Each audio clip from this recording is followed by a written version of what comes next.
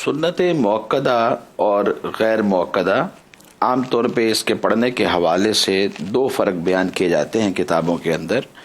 ایک فرق تو یہ ہے کہ جب قاعدہ اولا کیا جائے گا، پہلا قاعدہ، تو اس میں سنت موقدہ کے اندر کلمہ شہادت تک التحیات پڑھی جائے گی، اشہد ان لا الہ الا اللہ واشہد ان محمدن عبدہ ورسولہ۔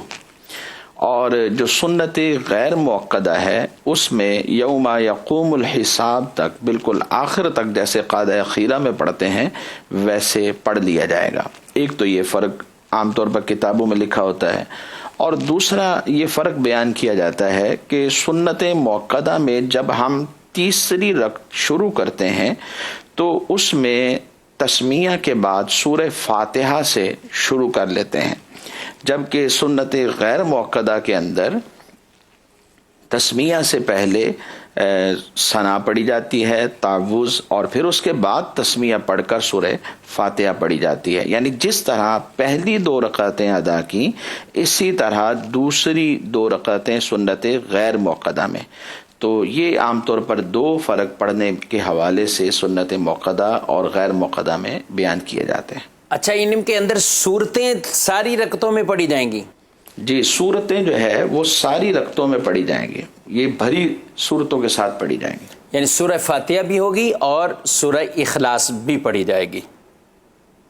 جی اچھا، یہ بیچ میں اتحیات سنت مؤکدہ، تو اب سنت مؤکدہ میں جو اتحیات میں بیٹھنا ہے تو وہ عبدہ و رسولہ کے بعد آگے جو اگر پڑھ لیا بھول کر تو کیا اس کا ہوگا؟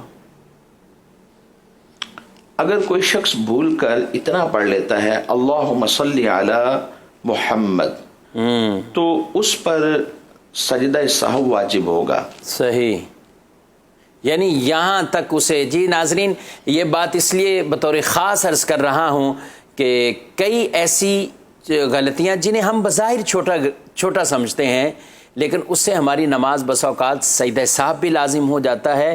تو جیسا کہ مفتی صاحب نے فرمایا کہ سنت موقدہ میں آپ عبد و رسولہ یہ دو رکعت کے بعد یہاں تک پڑھ کے پھر آپ کھڑے ہوں گے، اور غیر موقدہ کے اندر آپ اس کے بعد درود پاک اور پھر آپ اس کے دعا وہ پورا سب شامل کرنے کے بعد پھر کھڑے ہوں گے، اور جب تیسری کے لیے کھڑے ہوں گے تو پھر ثنا سے سبحانک اللہم سے اس کا آگے آغاز کریں گے۔